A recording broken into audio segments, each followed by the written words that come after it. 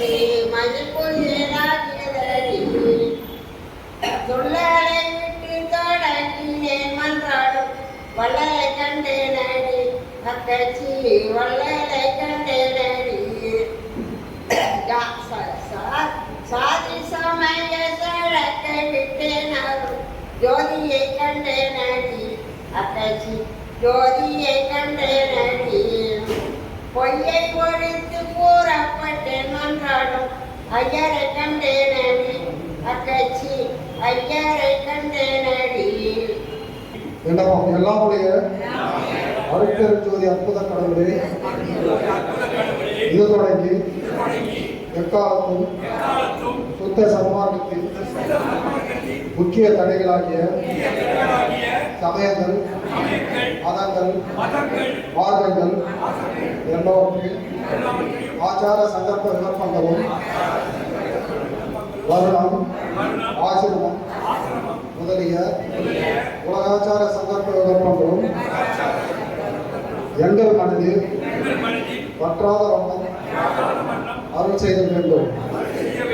சுத்த சன்மார்க்கத்தின் முக்கிய லட்சியமாகிய ஆன்மீக ஒருமைப்பாட்டு உரிமை எங்களுக்குள் எக்காலத்தும் எவ்விடத்தும் எவ்விதத்தும் எவ்வளவும் விலகாமல் நிறைந்திருந்த செய்ய தர வேண்டும். எல்லாமாகிய தனிப்பெரும் தலைமை அருட்பெருஞ்சோதி ஆண்டவரே, தேவரே, திருவரும் பெரும் கருணைக்கு வந்தனம் வந்தனம்.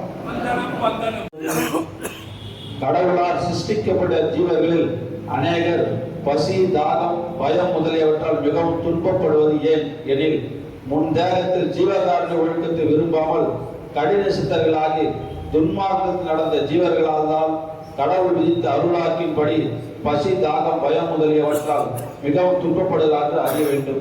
அருட்பெரும் ஜோதி, அருட்பெரும் ஜோதி, தனிப்பெரும் கருணை, அருட்பெரும் ஜோதி. நன்றி.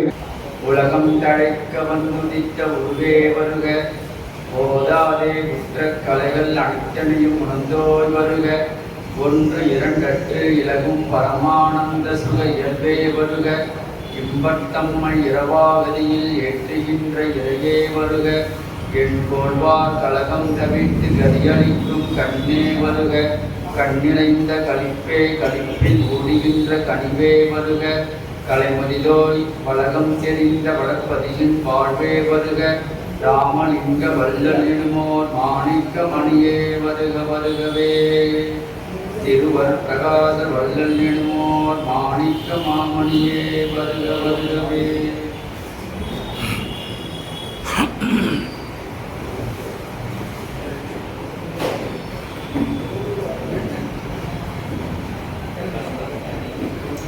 அன்பார்ந்த சன்மார்க்க பெரியவர்களே, தாய்மார்களே,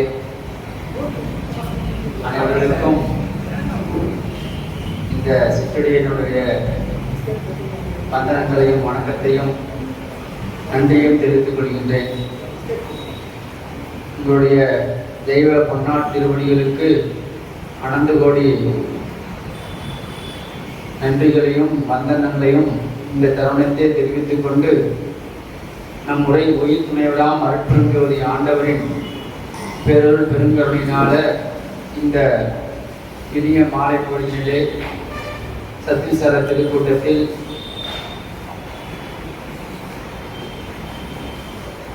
திருந்தும் என் உள்ள திருக்கோவில் ஞான சித்திபுரம் என சத்தியம் கண்டேன் என்ற ஒரு தலைப்பில் ஒரு 5 நிமிடங்கள் நாம் உரையாற்றுவதற்கு திருவள்ளுவர் நமக்கு ஆணை செய்துள்ளார்கள். அந்த வகையில் திருந்தும் என் உள்ள திருக்கோவில், திருந்தும் என் உள்ள திருக்கோவில் ஞான சித்திபுரம் என சத்தியம் கண்டேன். அப்போ இது உண்மை கூறல் என்ற தலைப்பில் வர பாடல் வரிகள். உண்மை குரல்ன்ற ஒரு தலைப்பில் திருவள்ளுவாவில் இந்த 6ஆம் திருமுறையில் நம்ம பார்க்கலாம். அதில் இது 6வது பாடல் 5வது பாடலாக வருது. ஆகவே இந்த பாடலை ஒரு குறிப்பாக கொடுத்து ஐயா இதுக்கு ஒரு தலைப்பாக கொடுத்துருக்குறாங்க. சபையனது உளமென தானமன் எனக்கு அபயம் அளித்ததோர் அருட்பெருஞ்சோதி அப்படின்னு பெருமனார் அகவலில் குறிப்பிட்டிருக்கிறது தெரியும் நம்ம எல்லாருக்குமே. அந்த சபையானது உளமென அந்த உள்ளத்தை சபையா இறைவன் ஆக்கி கொண்டாராம். பழுப்பெருமானுடைய உள்ளத்தை சபையா மாற்றி கொண்டார் அருட்பெரும் ஜோதி ஆண்டவர். அப்போ அந்த உள்ளம் என்கின்ற அந்த இடத்தை அவர் இறைவன் வந்து தங்குவதற்குரிய இறைவன் எழுந்ததற்குரிய இடமாக மாற்றி கொண்டார். அப்போ அதை தான் இங்கேயும் குறிப்பிடுறார். திருந்தும் என் உள்ள திருக்கோவில். அப்போ திருக்கோவில் எனும்போது இறைவன் எழுந்தருளுகின்ற இடம் தான் திருக்கோவில். அது எப்போ அந்த திருக்கோவிலா ஆகுது அப்படின்னாக்கா உள்ளம் வந்து செழுமை அடையணும். உள்ளம் செழுமை அடைந்தால்தான் அந்த இடம் இறைவனுடைய இருப்பிடமா ஆகும். இல்லைனாக்கா அது இருப்பிடமா இறைவனுடைய இருப்பிடம் கிடையாது. அப்ப இருள் சூழ்ந்த இடம் பேரு. அப்ப இருள் சூழ்ந்த அந்த உள்ளத்தை அருள் சூழ்ந்த அருள் வீசும் ஒரு இடமாக அது இறைவனுடைய இருப்பிடமாக அதை மாற்ற வேண்டும். இப்போ ஒரு கோயிலுக்கு போறோம், கருவறையில அங்க தீபம் ஏற்றப்படல, ஜோதி எரியலன்னு வச்சுக்கோங்களேன், அது எப்பேற்பட்ட சாமியா இருந்தாலும் சரி உங்களுக்கு அங்க ஒரு வைப்ரேஷன் உண்டாகாது. உங்களுக்கு அந்த பார்வையே அங்க வந்து உங்களுக்கு ஒரு தெய்வீக அனுகூலமே தெரியாது, கண்ணுக்கு தெரியாது, கருத்துக்கு எட்டாது, ஏதோ இருள் சூழ்ந்து இருக்கும். அங்க ஒரு அந்த ஜோதி எரியும் போதுதான் அந்த விக்கிரகத்துக்கு ஒரு உயிர். அப்ப என்ன விக்கிரகம் என்றால் அருள் விளங்கும் இடம். அருள் விளங்கும் இடத்துக்கு பேர் தான் விக்கிரகம். வி என்பது அருளை குறிக்கும், கிரகம் என்பது இடத்தை குறிக்கும். அருள் விளங்கும் இடம் விக்கிரகம். அப்போ இந்த உடம்பு விக்கிரகம், இந்த உடம்பு அருள் விளங்குற இடம். அருள் விளங்குறதுனால தான் நம்ம பேசுறோம், இங்க வந்து உட்கார்ந்து கேட்கிறோம், உணர்வோட இருக்கிறோம். அப்போ அருள் என்கின்ற அந்த ஒரு தன்மை, அங்க ஒரு ஆற்றல் இங்க காரியப்படுது. அதே போல இந்த உடம்புல உயிர் இருந்தால் அது விக்கிரகம். இந்த உடம்புல உயிர் இல்லைனாக்கா அது வெறும் கிரகம் தான், சரிங்களா? அது விக்கிரகம் கிடையாது. அதே போல ஒரு ஆலயத்துல கருவறையில அந்த சிலைக்கு பக்கத்திலேயோ இல்ல முன்னையோ பின்னையோ ஒரு ஜோதி இருந்தால் அந்த சிலைக்கு உயிரோட்டம் உள்ள ஒரு சிலைன்னு பேரு. அந்த ஜோதி அங்க எரியலனாக்கா அந்த சிலைக்கு உயிரோட்டமே கிடையாது. அப்போ அது அருள் விளக்குற இடமா அது பாதிக்க முடியாது. அதே தான் இங்க. அப்போ நம்மளுடைய உள்ளம் எப்படி இருக்கணும்? திருந்தும் உள்ள, திருந்தும் எனது உள்ள திருக்கோவில் என்றார். அப்ப இருள் சூழ்ந்த இடம் எப்படி நமக்கு இறைவனுடைய இருப்பிடம் ஆகாதோ அது போல இந்த உள்ளம் என்கின்ற, உள்ளம் என்பது ஆன்மாவையும் குறிக்கும், நம்முடைய ஜீவசக்தியும் குறிக்கும். அதாவது மனம், புத்தி, சித்தி, ஆங்காரம், இதற்கு மத்தியில ஜீவன் விளங்குகின்றது அந்த திருமணம். ஸோ அந்த ஜீவன் விளங்கும் போது மனம், புத்தி, சித்தி, ஆங்காரம் எல்லாம் செயல்படும். ஸோ மனம், புத்தி, சித்தி, ஆங்காரம் எல்லாம் செயல்படுறது ஜீவசக்தியை வச்சுதான் செயல்படுது. அப்ப ஜீவசக்தி தான் அதுக்கு ஆதாரம். அப்ப ஜீவன் இல்லை என்றால் இதெல்லாம், இப்போ ஜீவன் ஆன்மாவில் ஒடுங்கிடுச்சு அப்படின்னாவே இதெல்லாம் ஒடுங்கிடுச்சுன்னு அர்த்தம். இப்போ உயிர் ஐயா சொல்லுவாரு, ஐயா நேற்று நல்லதா இருந்தாருங்கய்யா, இன்னைக்கு அவரு இறந்துட்டாரு அப்படின்னு. அப்ப இந்த இறப்பு என்பதே என்னன்னாக்கா ஆன்மாவிலிருந்து வெளிப்பட்ட, அருட்பெரும் ஜோதியிலிருந்து வெளிப்பட்ட அந்த இறை ஆற்றல் ஆன்மாவில் பட்டு ஆன்மாவிலிருந்து பிரகாசமாகி இந்த உடம்பு முழுக்க பரவும். அப்ப இந்த உடம்பு முழுக்க பரவுற அந்த உடம்பு முழுக்க பரவி இருக்கிற அந்த உணர்வு சக்தி தான், அந்த ஜீவநிலை தான் ஜீவசக்தின்னு சொல்றது. இந்த ஒட்டுமொத்தமா எரியிற இந்த லைட்டினுடைய பிரகாசம், பரவி இருக்கிற அந்த பிரகாசம் அப்படியே சுவிட்ச் ஆஃப் பண்ணா எப்படி இருளா போதோ அது போல சுவிட்ச் ஆஃப் பண்ணாலும் கரண்ட் இருக்குதுன்னு அர்த்தம். சரிங்களா? சுவிட்ச் ஆஃப்னா கரண்ட் இருக்குது, சுவிட்ச் போட லைட் எரியும். அதே போல ஆன்மாவிலிருந்து வெளிப்பட்ட அந்த இறை ஆற்றலானது உடம்பு முழுக்க பாயும் போது அது ஜீவசக்தியாகி கண்ணு, காது, மூக்கு எல்லாம் தேகேந்திர கருவி கரணங்கள் எல்லாம் செயல்பாட்டில் இருக்கும், ஒரு சக்தியோட விளங்கும். சுவிட்ச் ஆஃப் பண்ணிட்டாக்கா அந்த ஜீவசக்தியானது ஆன்மாவிடத்தில் உள்ள இருக்கிற அற்புதம் ஜோதியானது அதை அப்சர்வ் பண்ணிடுச்சுனாக்கா இந்த ஜீவசக்தி முழுவதும் அப்படி ஒன்று திரண்டு போய் ஆன்மாவுக்கு ஒடுங்கிடுச்சுன்னா இந்த தேகம் செயல்படாம அப்படியே போன மாதிரி கிடக்கும். ஆனா உள்ளே நம்ம ஆன்மா இருக்கும். ஆன்மா இருந்தாலும் அது வெளியே தெரியாது.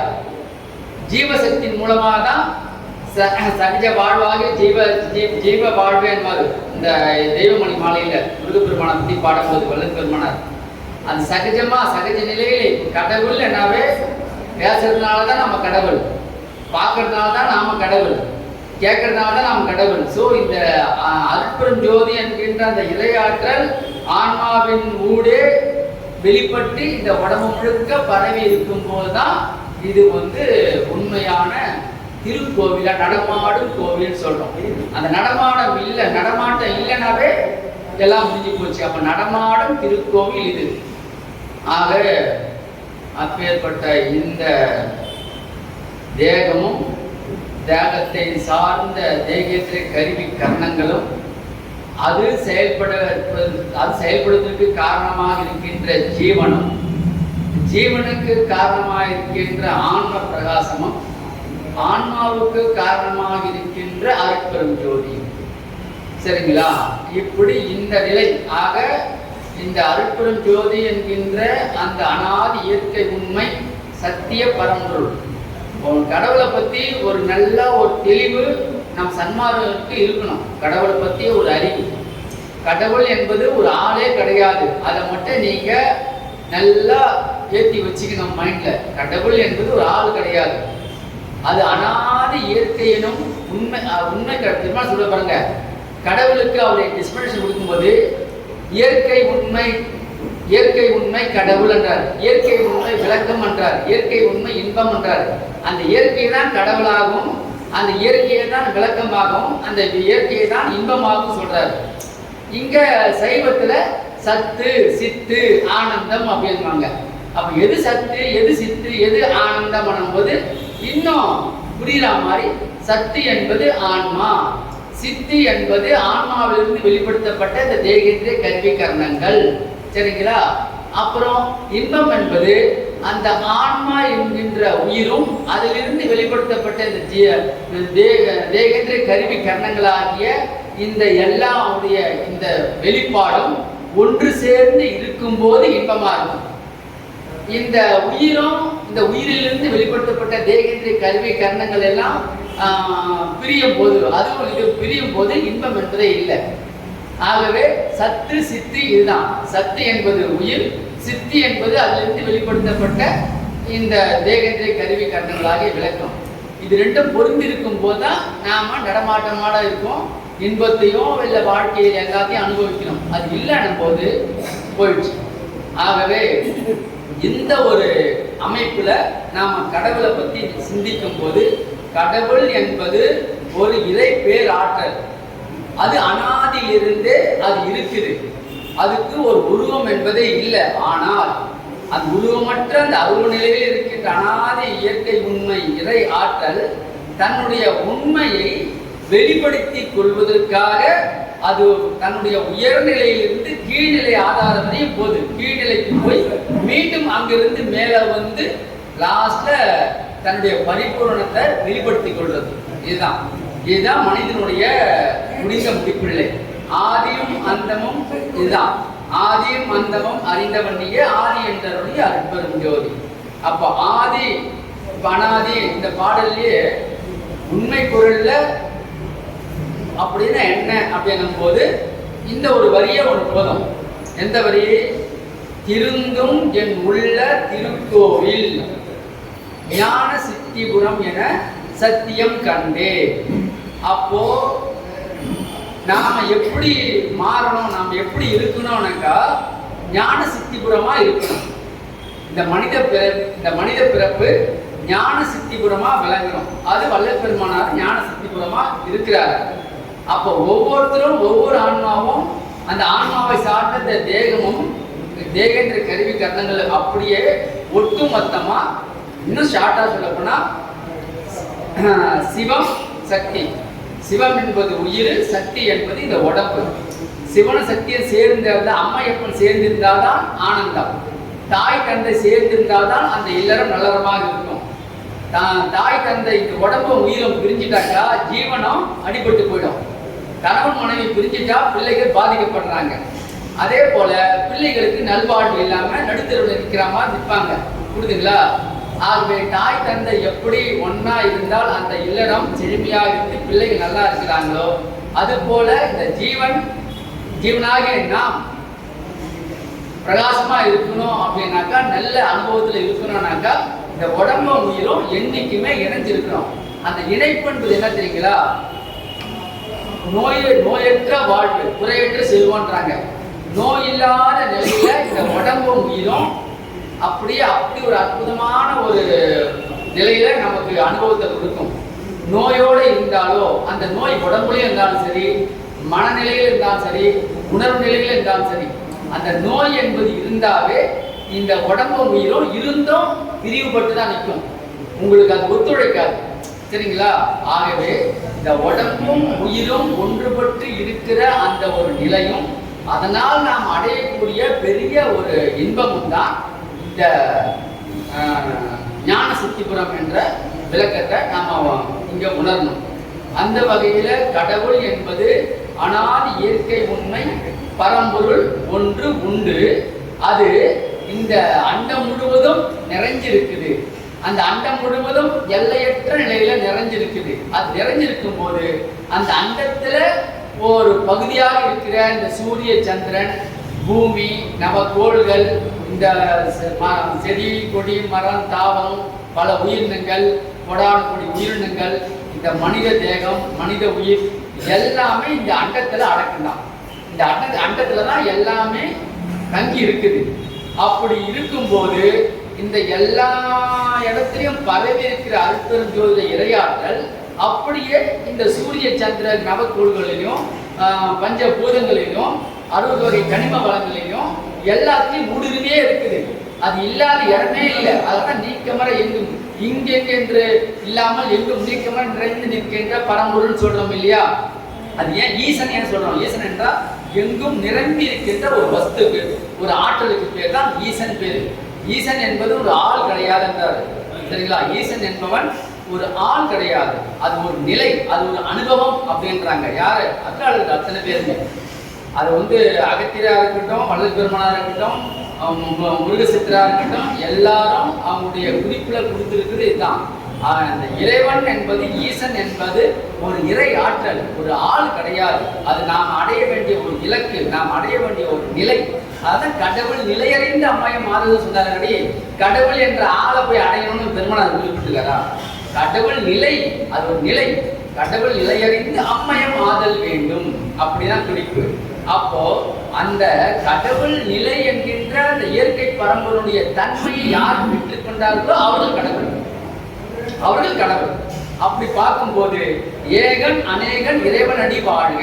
அப்ப ஏகமாகி அந்த இறை பரம்பொருள் யார் எடுத்தெல்லாம் அது காரியப்பட்டு விளங்குதோ, எந்த ஆன்மாவில் அது காரியப்பட்டு பரிபூர்ணமா நிற்குதோ அந்த ஆன்மாவுக்கும் அந்த ஆன்மாவுக்கு வாழ்கின்ற தேகமும் என்னவா இருக்குது? ஞான சித்திபுரமாகவும் கடவுள் நிலையாகவும் இருக்கின்றது என்பதை நாம் புரிந்து கொள்ள வேண்டும். அந்த வகையில இதற்கு இந்த உண்மை அனுபவத்தை பெறணும். உண்மையை கூற ஐயா நம்மளுடைய நிலை இதுதான். நாம ஞான சித்திபுரமா விளங்கணும். அப்ப ஞான சித்திபுரமா விளங்கணும்ன்றதான் உண்மை கூறல் என்ற தலைப்புல பாடல்ல வருது. அப்போ இந்த உண்மை சொல்லிட்டாரு. இதற்கு என்ன வழி? ஒரு வழி இருக்கு இல்லையா? இந்த நிலையை அடையணும், நீ ஞான சித்திபுரமா விளங்கணும் போது அதுக்கு என்ன வழி? குறையுது வழியுது நீ செய்யும் முறையுது சொல்றாரு இல்லையா? அப்போ அது என்ன வழி அப்படின்னு சொல்லும் போது எதனால நீங்க அந்த உண்மை அனுபவத்தை பெறல? ஏன் உங்களுடைய உள்ளம் திருக்கோயிலா விளங்கல? அந்த உள்ள திருக்கோயிலா விளங்கினாதான் அது ஞான சித்திபுரமா அடுத்த ஸ்டேஜுக்கு போனோம். அப்போ திருந்தும் என் உள்ள திருக்கோவில் ஞான சித்திபுரம் என சத்தியம் கண்டே. அப்போ உள்ளம் எந்த அளவுக்கு செழுமைப்படணுமோ, உள்ளம் செழுமைப்பட்ட பிறகுதான் அது ஞான சித்திபுரமா அது விளங்குறது. இதுதான் நம்முடைய ஒவ்வொரு ஆன்மாவும் அடைய வேண்டிய இலக்கு. இதுதான் உண்மை. இந்த உண்மையை சொல்ல வந்தார். உண்மை சொல்ல வந்தனேன் என்று உண்மை சொல்ல புரிந்தாலும் தெரிந்து கொள்வார் இல்லை அப்படின்றாங்க இல்லையா? அப்ப இதுதான் உண்மை. இந்த உண்மையான இந்த ஒரு நிலைக்கு இலக்குக்கு நம்முடைய வழி எப்படி இருக்கணும் போது அதுக்கு தான் ஒரு பாடல் இல்லை, உய்வகை குரல் சொல்வார் பெருமானார். உண்மை குரல் என்பது எப்படியோ இந்த உண்மை குரல் சொல்லிட்டு இதுக்கான பதில் எங்க வச்சிருக்கிறாருனாக்கா உய்வகை குரல். உலக உய்வகை குரல் அந்த பாடலை பாருங்க. கட்டோடு கணத்தோடு வாழ்கின்ற உலகில் அதுல இருக்கும் பண்ணாத தீமைகள் பண்ணி வைத்து வட்டி மேல் வட்டி வைத்து அந்த பாடல்கள் எல்லாம் படிச்சு பாருங்க. இதுதான் இந்த திருந்தமென் உள்ள திருக்கோவில் ஞான சித்திபுரம் என சத்தியம் கண்டேன் என்ற அந்த சென்டென்ஸுக்கான பதில் மொத்தம் எங்க இருக்குதுனாக்கா உய்வகை குரல் இருக்குது. அது அத்தனையும் படிச்சு சொல்ல முடியாததால் உங்களுக்கு குறிப்பு கொடுத்தேன்னா நமக்கு எல்லாம் தெரியும். நாம போய் பார்க்க வேண்டிய வேலை தான் நம்மளுக்கு. அந்த 6ஆம் திருமுறைய அந்த உய்வகை குரலை 314 வருவாங்க, எடுத்து பாருங்க. பார்த்தீங்கன்னா அதுல இருக்கிற பாடலுக்கு என்ன கொடுத்துருக்காரோ அதுதான் பதில். அதுல ஒன்று நாம இங்க எடுத்து அதை தெரிஞ்சுக்கலாம். அதுல கட்டோடு கணத்தோடு அதுல சொல்லும் போது நாம டம்பமா ஆடம்பரமா பகட்டா வாழற வாழ்க்கை நமக்கு ஒரு தடையா இருக்குதுன்னு சொல்றாரு. உண்மையை அறிந்து கொள்ள முடியாமல் தடையா இருக்குது. அடுத்த ஒரு பாடல்ல என்ன சொல்றாருனாக்கா கோபம் என்பது நமக்கு ஒரு பெரிய தடையா இருக்குது அப்படின்றாங்க பெருமானார். அப்போ கோபம் என்பது ஏன் பெரிய தடையா இருக்குனாக்கா கோபம் என்பது கூற்றவனுக்கு பேர் கோபம். கூற்றவன் சொல்றோம் இல்லையா, யமன் சொல்றோம் இல்லையா. கோபம் என்பது யமனுக்கு சமானம். ஒருத்தர் கோபக்காரு அப்படின்னாக்கா அவர் யமனை கூடியே வச்சிருக்கிறார். அதுல எந்த மாற்றமும் கிடையாது. யமனோடு வாழறார். கோபத்தோடு வாழ்வன் யமனோடு வாழுகின்றான் பேர். அதனாலதான் எல்லா ஞானிகளுமே சொல்ற ஒரே விஷயம், கோபம் இருக்கின்ற இடத்தில் நமக்கு குணம் இருக்குன்னு சொல்லிடுவாங்க. ஆனா இருக்கலாம், பட் கோபம் எந்த அளவுக்கு இருக்குதோ அந்த அளவுக்கு இறை ஆற்றல் மட்டுப்பட்டே இருக்கும். இது பெருமானுடைய வார்த்தை, ஞானிகளுடைய வார்த்தை. ஆகவேதான் அந்த கோபம் என்ற விஷயத்தை பெருமானார் 2வது பாடல்ல சுட்டிக்காட்டி அவியாமல் அணையாமல் கோபத்தீர் அப்படின்றார். கோபத்தை உடையவர்களே, இந்த கோபம் அடங்கவும் இல்லை அணையவும் இல்லை, அப்படியே கத கத கதன்னு இருக்கு. அப்பேற்பட்ட உங்களுக்கு எங்கிருந்து நான் சொல்ல ஒரு கருத்து புரியும், நாம சொல்ற அந்த நிலையை நீங்க எந்த வகையில் அடைய மாட்டீங்க. ஏன் என்றால் அந்த உள்ள திருக்கோவில் என்பது என்றால் தலைவன். திருக்கோவில் என்பது என்பது தலைவன், என்பது வீடு. அப்போ இறைவன் வாழுகின்ற வீடு தான் திருக்கோவில். அப்பேற்பட்ட உள்ளம் இறைவன் வாழுகின்ற இடமா இருக்கணும். ஆனா யார் வாழ இடமா இருக்குது? யம வாழ இடமா இருக்குது. அப்ப யம வாழற இடத்துல இறைவன் எங்க நிற்பாரு? புரியுதுங்களா? யமனுக்கு இறைவனுக்கு செட் ஆகாத. இறைவன் நித்திய வாழ்வை தரக்கூடியவன். யமன் நித்திய வாழ்வுக்கு எதிரானவன். அப்போ 2 பேரையும் ஒரே இடத்துல எப்படி வைக்க முடியும்? யாருன்னா ஒருத்தர் வைக்க முடியும். ஆகவே அந்த கோபத்தை தவிர்த்துக் கொள்ளுங்கள் என்பதுதான் உய்வகை குரல். இந்த உண்மை குரல் என்ற இந்த பாட்டுக்கு இந்த நிலையை நீங்க இந்த இலக்கை நீங்க அடையணும்னாக்கா உங்களுக்கு தடையா இருக்குது அந்த கோபம் என்ற ஒரு விஷயத்தை சுட்டி காட்டாரு. ஆகவே அந்த பாடலை நீங்க முழுசா படிச்சு அது பெருமானார் என்ன சொல்ல வரார் என்பதை புரிஞ்சு கொண்டு நாம அதுக்கேற்ற சாதனம் பண்ணணும். அடுத்த பாடல்ல சொல்லும் போது ஆதி அனாதியை அறியீர் அப்படின்றாரு. ஆதி எது அனாதி எதுன்னு உங்களுக்கு தெரியல, ஆதியும் அனாதியும் நீங்க அறிய முற்படல. ஏனென்றால் அது ஆயாமலே சக்தி விசாரம் நீங்க செய்யலன்றார். சக்தி விசாரம் செய்யாதனால உங்களுக்கு ஆதி எது அனாதி எது விளங்கல. அந்த ஆதியும் அனாதியும் நீங்கள் அறிந்து கொண்டால்தான் உங்களுக்கு உண்மை குரல்ல நான் சொல்ல வர இந்த விஷயம் உங்களுக்கு புலப்படும். உண்மைதானே? இப்போ திருந்தும் என் உள்ள திருக்கோவில் ஞான சித்திபுரம் என சத்தியம் கண்டேன் போது நீங்க இந்த உயர்ந்த ஒரு நிலையை உங்களுடைய உடல் பொருள் ஆதி எல்லாமே அழியாத நிலைதான் சித்தி என்றது. சித்தி என்பது அழியாத நிலை. ஞான சித்தி என்பது அந்த இருள் என்பதே ஒரு துளியும் இல்லாமல் பரிபூர்ண அருள் நிலைதான் ஞான சித்திபுரம். அவ புறம் என்பது எது? இந்த உடம்பை குறிக்கும். முப்புறம் எரித்தவர் அப்படி சிவபெருமான சொல்றாங்க. முப்புறம் என்பது என்ன? வெளியில இருக்கிற எந்த புறத்தையும் அவர் எந்த ஊரையும் எரிக்கல. முப்புறம் என்பது அசுத்த தேகம், சூட்சம தேகம், காரண தேகம். இந்த 3 தேகங்களையும் அழித்தவர் சிவபெருமான். எதை வச்சு அழிச்சாரு? புன்முறுவலோடு அழிச்சாராம். சரிங்களா? தன்னுடைய வெற்றி கண்ணில் இருக்கிற அந்த காம தகனன், சரிங்களா, காமமான இந்த தேகத்தை, காமத்தால் உண்டான இந்த தேகத்தை தன்னுடைய அருள்மொழியால் அழித்தவர். அப்படின்னா முப்புறம் எரித்தவர். அப்ப புறம் என்றாலே இந்த உடம்பு தான். 3 விதமான தேகங்களை, அசுத்த நிலையில் உள்ள தேகங்களை குறிப்பது. அதை அழித்து எதை மாற்றாரு? அசுத்தத்தை சுத்த தேகமாகவும், இந்த சூட்சமத்தை பிரணவ தேகமாகவும், காரண தேகத்தை ஞான தேகமாகவும் மாற்றதான் முப்புறம் எரித்தவர். அப்போது பெருமனார் சித்திபுரம் என்பது, ஞான சித்திபுரம் என்பது எப்படிப்பட்டது? ஞானம் என்றாலே உங்களுக்கு ஞாயிறை குறிக்கும், சூரியனை தான் குறிக்கும். இப்ப சூரியன் என்பது அண்டத்துல எப்படி சூரியனோ, பிண்டத்துல ஆத்மா. பிண்டத்துல ஆத்ம ஜோதி தான் சூரியனா இருக்குது.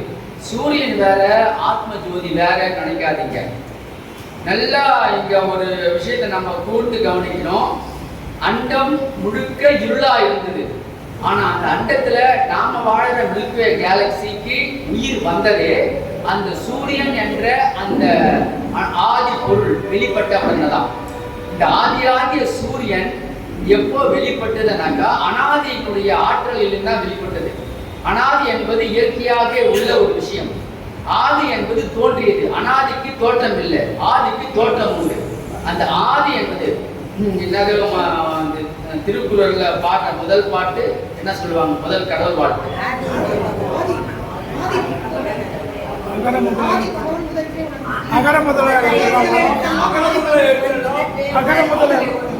அந்த ஆதிபவன் முதற்றே உலகு அப்படி சொல்றாங்க இல்லையா?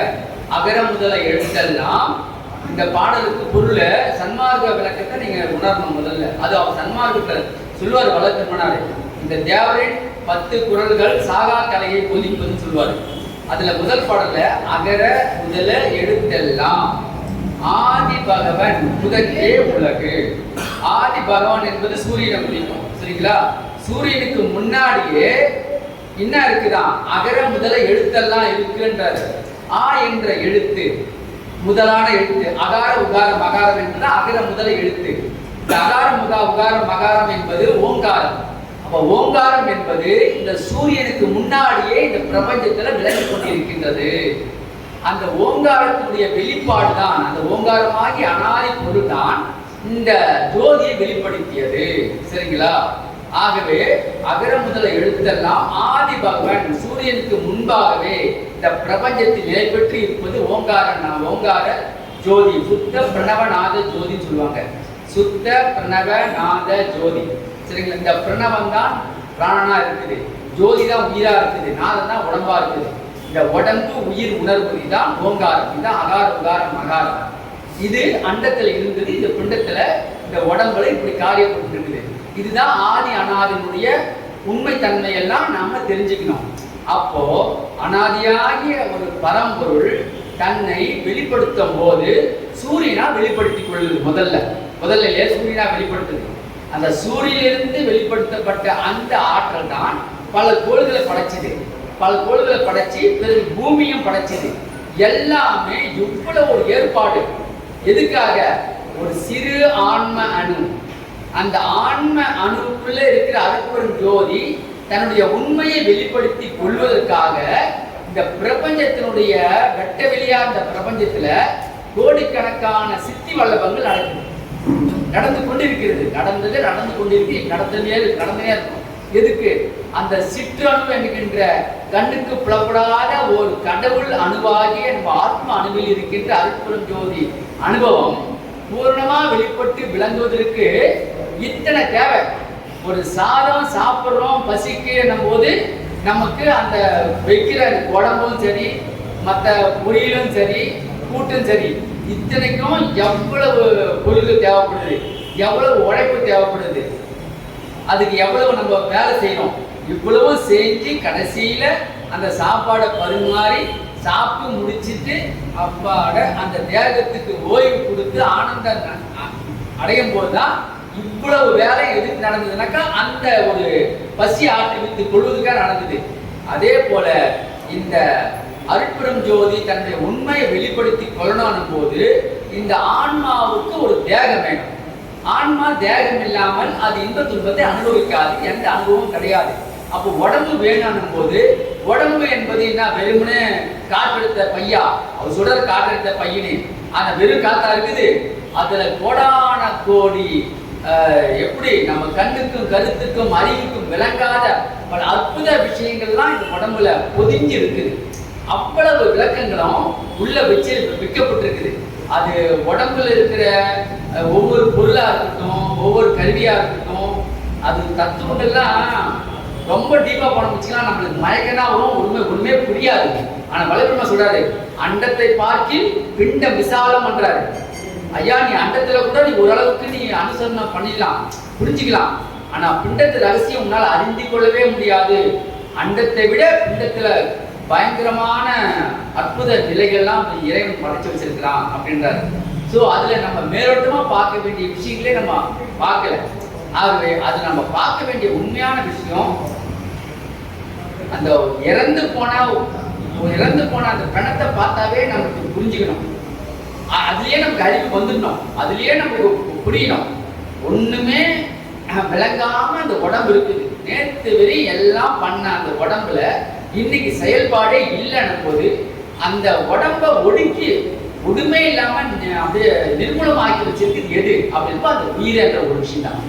அப்போ உயிருக்கு அவ்வளவு ஆற்றல் இருக்கும் போது அந்த உயிர் தான் அருட்பெரும் ஜோதி. எனக்கு பெருமான் சொன்னது, நான் அருட்பெரும் ஜோதி சொல்லும் போது எனக்கு அப்படி நிரூபிச்சுது.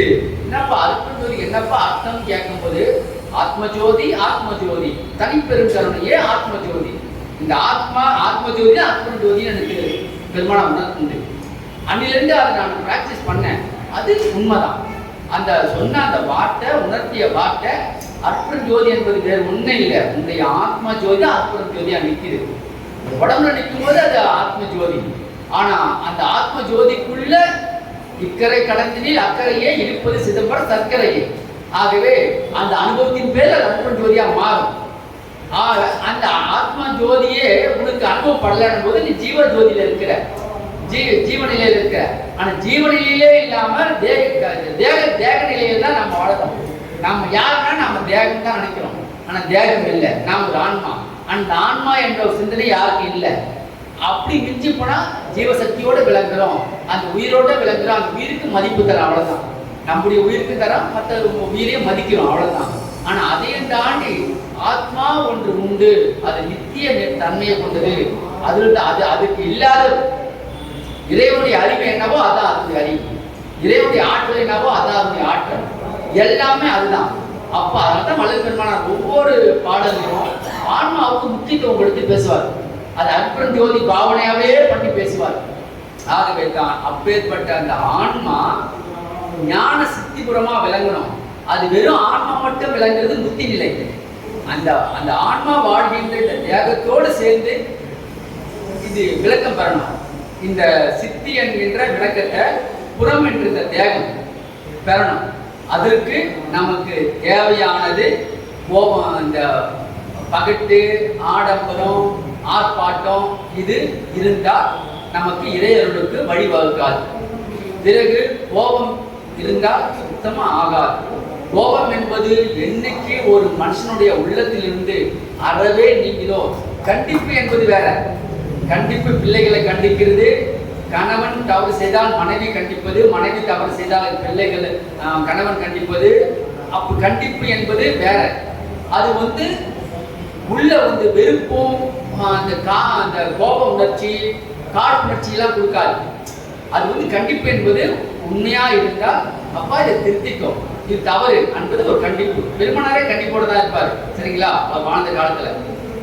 ஆனா கோபம் என்பது அந்த எப்படி நம்முடைய மனத்தையும்